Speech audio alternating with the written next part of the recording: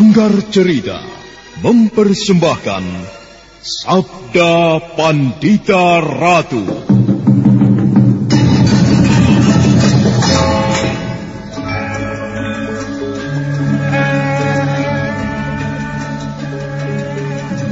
Bagaimana, Paman? Salahkah dugaanku? Jangan kau asal tuduh bocah kecil. Apa dasarmu mengatakan aku seorang perampok? Pakaianmu sangat bagus.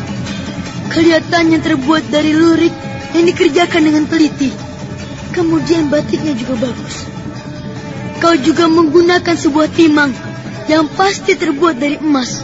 Aku yakin tidak masuk akal jika seorang petani kecil hanya dengan sepetak sawah bisa membeli benda semahal itu. Kecuali jika kau merampok.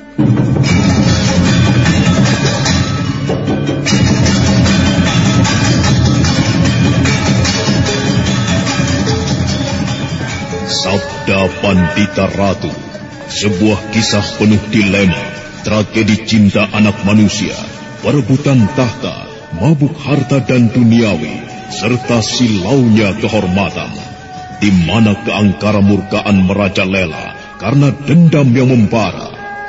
Kisah ini berlatar belakang berdirinya Singasari. Ken Arok, dialah pemuda yang merekuk pahit getirnya kehidupan.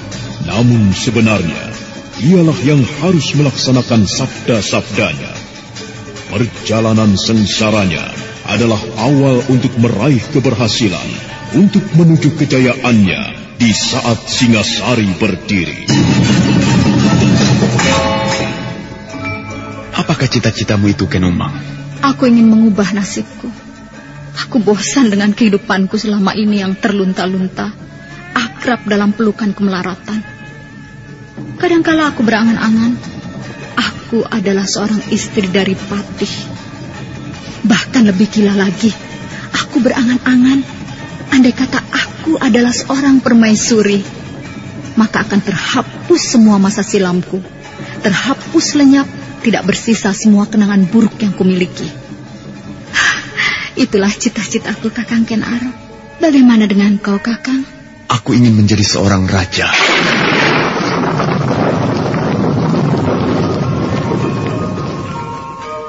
Sabda Pandita Ratu.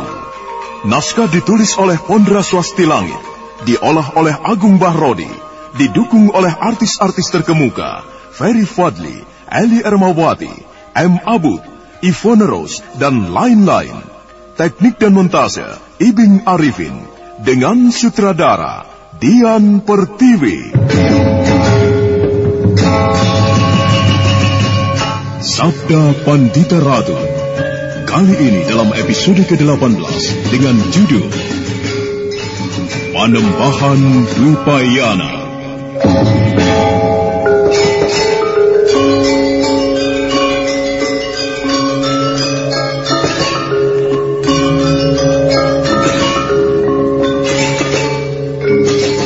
Dalam seri ke-513 ini, dengan para pemain Norman sebagai Badrawati, M. Abud sebagai Ken Arok, Wenda Lubis sebagai Larea Angon, Ferry Fadli sebagai Kamaswara, Naryo sebagai Bresima, Wit Hendra sebagai Panembahan Dwipayana, Herman sebagai Cantrik, dan Asdi Suhastra, pengantar cerita. Suara yang telah kembali ke Padepokan segera menceritakan kepada Wasi Bresima tentang apa yang telah terjadi dan dialaminya.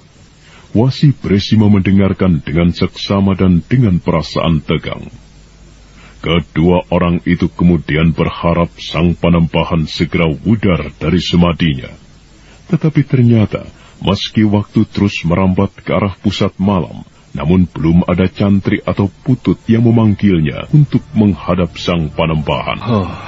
Ternyata meleset perhitunganku, Paman. Kelihatannya kita masih harus menyimpan rasa penasaran ini hingga esok pagi, atau entah sampai kapan. Ya, sang Panembahan masih belum selesai bersemadi. Mungkin sampai esok pagi. Aku tidak sabar lagi. Aku ingin segera mengetahui.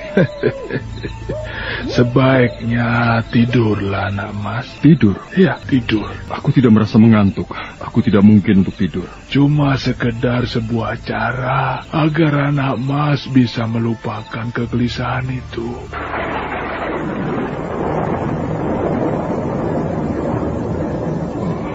Kalau hujan turun, aku akan tidur. Akan tetapi jika ternyata tidak, maka aku akan keluyuran di luar sana. Waktu terus merambat, bulan telah jauh bergeser ke arah barat. Bahkan kemudian cahayanya tidak mampu lagi memberi penerangan pada bumi karena sedemikian tebalnya mendung. Udara yang mengalir kemudian membawa angin yang deras. Berbagai suara binatang malam kemudian terbungkam oleh turunnya hujan. Amaswara ternyata tidak bisa tidur. Pikirannya terbang kemana-mana, menjelajah menembus batas ruang dan waktu. Dan manakala hujan mereda adalah di saat hari menjelang pagi. Jangan tidur, anak mas. Kenapa, Paman? Karena sebentar lagi pagi. Kalau tadi anak mas tidak mau tidur, sekarang malah justru akan tidur. Kalau tiba-tiba Panembahan meminta kepada kita berdua untuk menghadap, bagaimana? Ya sudah.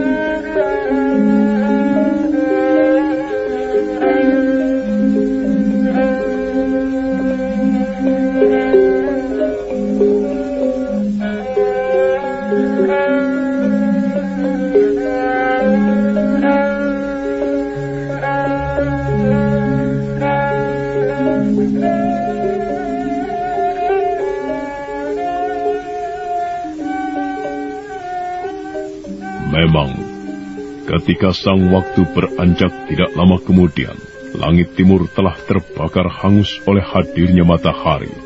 Cantik kala pagi semburat merah warnanya, kabut melayang-layang di mana-mana, menimbulkan rasa aneh di dada Kamaswara yang kemudian telah berada di halaman. Kau Cantrik. Saya Panembahan. Sudah lamakah kau berada di situ?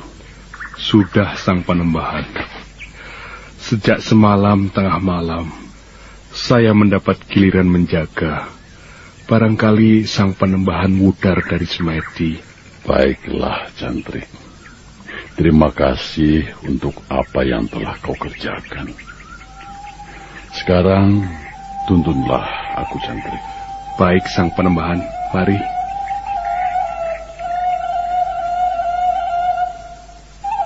Sang Panembahan telah mudar dari semadi yang dijalaninya. Panembahan yang rambutnya telah memutih itu kemudian berjalan perlahan, dituntun oleh seorang cantrik. Dan ketika Sang Panembahan telah berada di luar tirai bambu yang mengelilingi sangkar pamujan, Panembahan itu berhenti.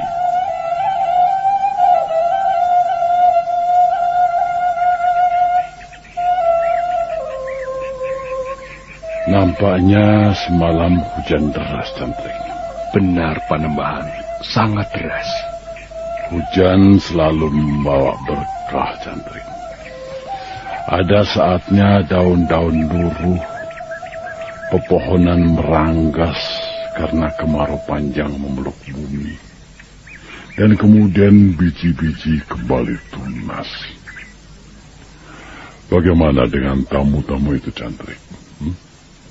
Apakah mereka benar datang? Atau barangkali perkiraanku meleset? Tidak, Panembahan. Apa yang Panembahan sabda menjadi kenyataan. Kedua tamu itu telah hadir dan sekarang berada di padepokan ini. Syukurlah kalau demikian. Tetapi, apakah kedua tamu itu telah dilayani dengan sebaik-baiknya? Demikian adanya, Panembahan.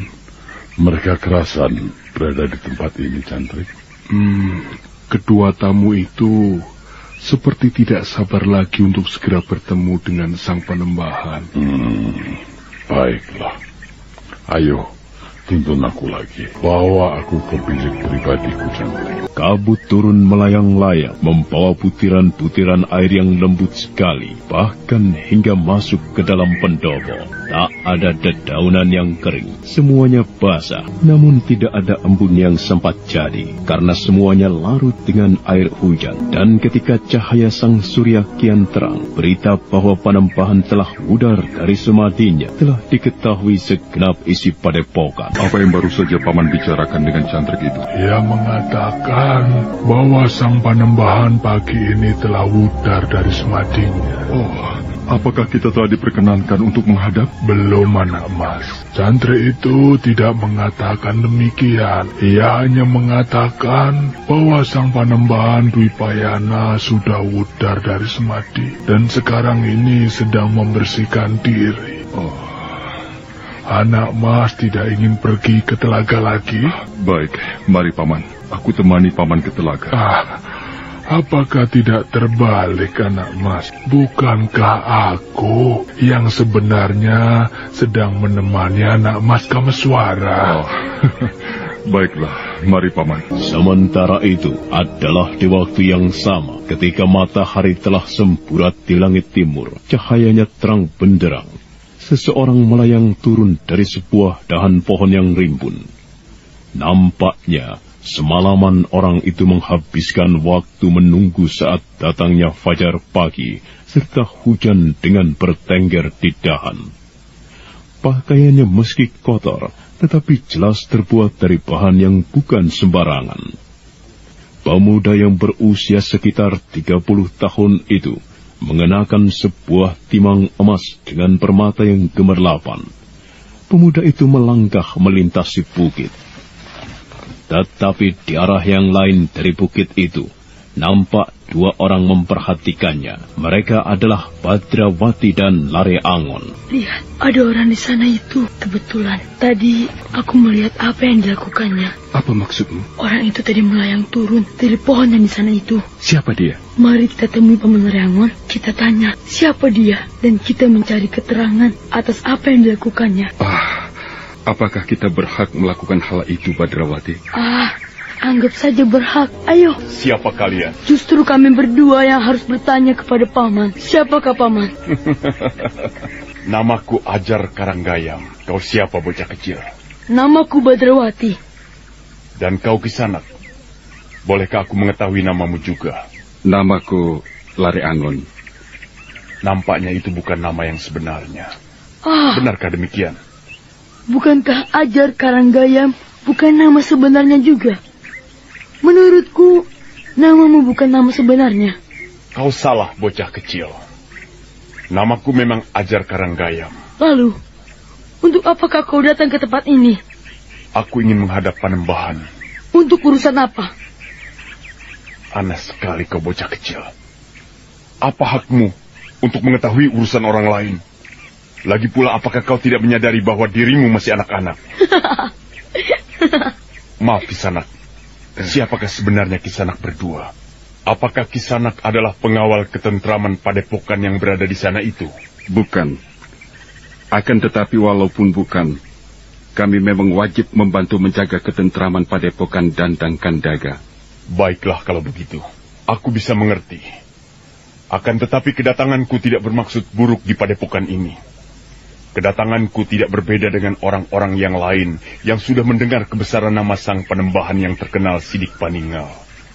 Mengetahui segala sesuatu, weruh sakdurunge winara. Baiklah Kisanak, semoga yang Kisanak katakan itu benar. Silakan melanjutkan perjalanan. Tunggu. Ada apa? Apakah pekerjaanmu?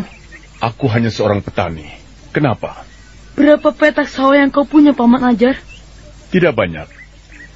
Aku hanya memiliki sepetak kecil saja. Itu pun sebenarnya atas belas kasihan orang lain. Nampaknya, petak sawah yang kecil itu mampu memberikan penghasilan cukup banyak. Mampu dipergunakan untuk membeli sebuah pedati dan sekali panen. Tidak. Hanya cukup untuk makan, bahkan sebenarnya kurang. Kalau begitu, kau tentu seorang perampok. Oleh pertanyaan yang tidak terduga itu, Orang yang mengaku bernama Ajar Karanggayam itu terkejut. Pandangan matanya yang menyimpan wibawa luar biasa memandang ke arah Badrawati. Tetapi dengan tatapan yang berani, Badrawati memandang orang itu pula. Masing-masing seperti merasakan adanya sesuatu yang tidak wajar pada lawan bicaranya.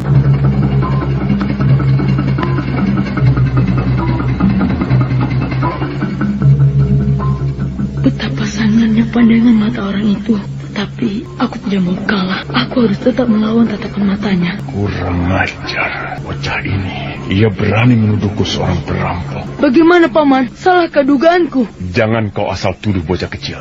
Apa dasarmu mengatakan aku seorang perampok? Pakaianmu sangat bagus. Kelihatannya terbuat dari lurik yang dikerjakan dengan teliti. Kemudian batiknya juga bagus. Kau juga menggunakan sebuah timang yang pasti terbuat dari emas. Aku yakin tidak masuk akal jika seorang petani kecil hanya dengan sepetak sawah bisa membeli benda semahal itu. Kecuali jika kau merampok. Nah, bagaimana? Jika Badrawati telah kumat nakalnya, maka dia tidak mempertimbangkan apapun. Tidak peduli pula dengan perasaan orang lain. Tetapi orang yang mengaku bernama Ajar Karanggayam itu harus mengakui bahwa meski yang dihadapinya adalah seorang bocah, tetapi mulutnya terlampau tajam dan menyimpan kecerdikan yang tidak boleh diremehkan. Mendapat pertanyaan yang tidak terduga-duga itu, orang yang bernama Ajar Karanggayam itu justru terdiam. Dalam hati dia merasa aneh dengan keberanian bocah yang bernama Badrawati itu. Sekaligus tumbuh pengakuan dalam hatinya bahwa bocah itu memang cerdik.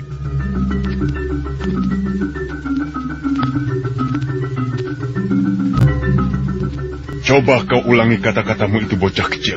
Bukankah sudah jelas? Di mataku apa yang Paman katakan itu tidak masuk akal. Menurut pengakuan Paman, Paman adalah seorang petani. Paman hanya memiliki sepetak sawah kecil. Lalu bagaimana mungkin Paman bisa mempunyai perhiasan timang seperti itu? Kisanak Lare Angon, apakah pertanyaan semacam itu juga mengusik hatimu? Maafkan dia, Kisanak Ajar Karanggayam. Sebaiknya silakan Kisanak melanjutkan perjalanan. Tidak patut memang jika aku melayani anak kecil. Baiklah, selamat berpisah. Pemuda bernama Ajar Karanggayam itu terkejut ketika melihat bocah bernama Badrawati meloncat dan berjumpalitan di udara menghadangnya. Ajar Karanggayam mengangguk-anggukan kepala. Rasa tidak senang di dalam hatinya kemudian muncul. Tunggu, Paman. Sebenarnya apa yang kau kehendaki, bocah kecil? Tidak, aku tidak menghendaki apa-apa. Aku hanya bermaksud mengucapkan selamat jalan. Oleh ucapan itu, Ajar Karanggayam justru berhenti melangkah. Dia menoleh pada Badrawati. Tiba-tiba dada Ajar Karanggayam justru terusik oleh ulah Badrawati yang tidak patut. Apalagi mengetahui ternyata bocah itu menguasai olah kanuragan. Siapa namamu? Bukankah tadi sudah aku sebut? Siapa namamu? Jangan tertawa. Sebut siapa namamu. Badrawati, Paman. Pantas kau bersikap kurang ajar. Karena kau memiliki ilmu kanuragan. Kau bermaksud memamerkan kemampuanmu kepada setiap orang yang kau jumpai. Masih kecil, tetapi kau sombong. Kau merasa kemampuan kanuraganmu tidak ada yang mengalahkan. Wibawa orang yang bernama Ajar Karanggayam itu ternyata besar sekali, sehingga Badrawati tidak mampu lagi menatap pandangan matanya. Karanggayam sedikit tersengal, justru berusaha meredakan kemarahannya, melihat bocah kecil tetapi keterlaluan kurang ajarnya itu. Badrawati, jangan menunduk. Pandang aku. Dengar. Caramu melihat timang yang aku pakai ini seperti cara perampok-perampok yang kau sebut tadi. Kalau kau bisa menyentuh dalam 5 kali serangan, aku berikan timang ini kepadamu. Badrawati tersentak, kepalanya yang semula menunduk kemudian sedikit tengadah. Dengan tatap dia mencoba membalas tatapan Ajar Karanggayam. Sifat nakal bocah itu benar-benar kambuh. Dia tidak peduli apapun. Tantangan itu sangat menggelitik hatinya. Itulah sebabnya Badrawati kemudian melangkah mundur beberapa jengkal jauhnya untuk mempersiapkan diri sebaik-baiknya. Lare Angon yang tidak menduga perkembangan yang terjadi akan seperti itu segera melangkah menengahi. Badrawati, apa yang akan kau lakukan? Aku akan penuhi tantangannya. Gila kau, tidak boleh. Maaf, Kisanak Ajar Karenggayam. Keponakanku memang keterlaluan. Aku yang memintakan maaf kepadamu, Kisanak. Tidak, Paman. Aku ingin memiliki timang emas yang bertatah intan itu. Badrawati, apa yang kau perbuat itu menunjukkan perilakumu seperti perampok. Badrawati termangu. Kata-kata Lare Angon menyodok dengan telak ke dadanya. Justru karena itu ia kemudian menjadi ragu-ragu. Adalah Ajar Karenggayam yang kemudian menjadi penasaran untuk memberikan pelajaran pada bocah yang bernama Badrawati itu. Badrawati, jangan pedulikan apa kata pamanmu itu. Nah, lihat timang ini. Terbuat dari emas dan yang gemerlapan adalah intan-intan yang mahal harganya. Aku berikan kepadamu jika kau mampu menyentuhku dalam 5 kali serangan. Ini milikmu. Kau masih tidak percaya? Kau kira aku akan membohongimu? Lihat, timang telah aku lepas dan sekarang berada di depanmu. Baik, aku akan menyentuh tubuhmu. Tidak dalam 5 kali serangan. Akan tetapi hanya sekali. Bersiaplah. Jangan sombong kau, Badrawati.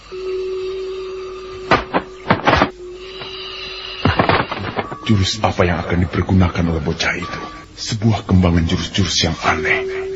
Pada akhirnya, Badrawati telah bersiap. Tangan kirinya terjulur lurus ke arah Ajar Karenggayam. Tangan kirinya di depan agak merendah, sedangkan tangan kanannya ditekuk ke atas kepala. Ken Arok merasa aneh melihat sikap semacam itu. Apalagi melihat kaki kanan Badrawati yang seolah tidak mendukung kekuatan untuk melenting. Kau telah siap, Paman? Aku telah siap sejak tadi. Ken Arok benar-benar terperanjat. Dia tidak pernah membayangkan sebelumnya bocah yang masih kecil itu akan sanggup melakukan sesuatu yang tidak masuk akal. Badrawati dengan cepat melenting berputar, melayang membentuk lingkaran dan menyambar Ajar Karenggayam dari arah yang lain. Namun untunglah Ajar Karenggayam masih mempunyai waktu untuk menghindar. Dengan cepat dia merendahkan tubuhnya, berguling di atas tanah dan kemudian melenting. Tetapi sebenarnya tidak kalah terkejutnya adalah Badrawati yang tidak menduga orang yang bernama Ajar Karenggayam itu mampu menghindarinya. Bukan main. Paman ternyata luar biasa. Paman mampu menghindari sentuhan tanganku.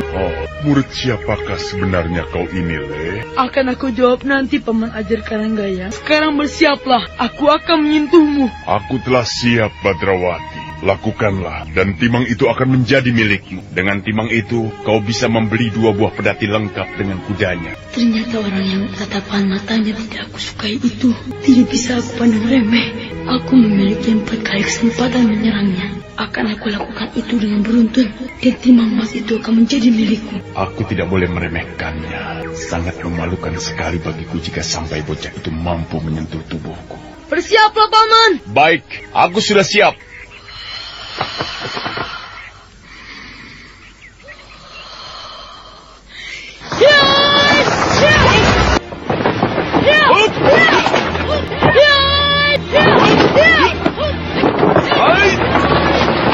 Akhirnya Badrawati termangu di tempatnya berdiri. Di dalam 4 kali serangan yang beruntun itu, ternyata Badrawati tidak berhasil menyentuh Ajar Karenggayam. Ajar muda itu tersenyum. Dia melangkah dan kemudian memungut timang yang tergeletak di atas rumput. Dan dengan tenang, Ajar Karenggayam memakainya kembali. Bagaimana, Badrawati? Kau merasa belum puas? Kau kenapa? Mengapa sedemikian gampangnya kau mengaku kalah? Mengapa kau tidak memaksaku untuk bertempur misalnya? Dada Badrawati serasa bergolak merasakan sesuatu yang tidak wajar.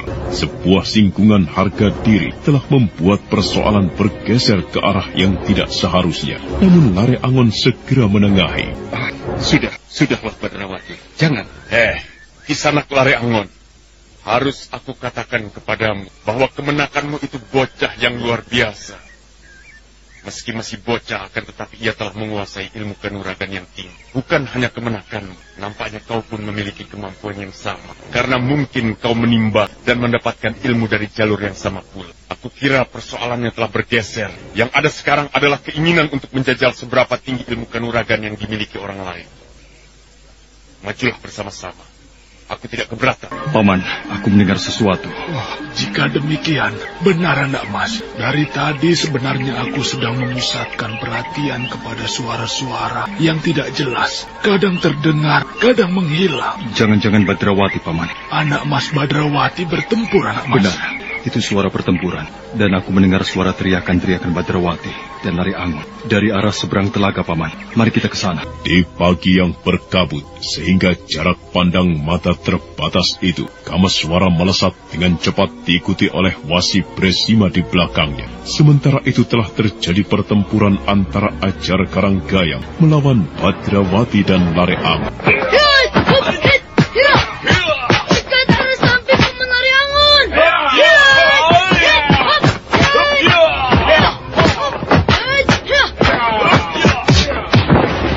Pertempuran itu berlangsung seru. Badrawati dan Lare Angon menyerang susul-menyusul bagaikan banjir bandang. Namun Ajar Karanggayam mampu mengimbangi dengan sebaik-baiknya. Dia berjumpalitan dan balas menyerang. Setiap serangannya selalu berbau kematian. Hingga kemudian watak asli dari Ajar Karanggayam mulai kelihatan. Dia bertempur sambil mengaum.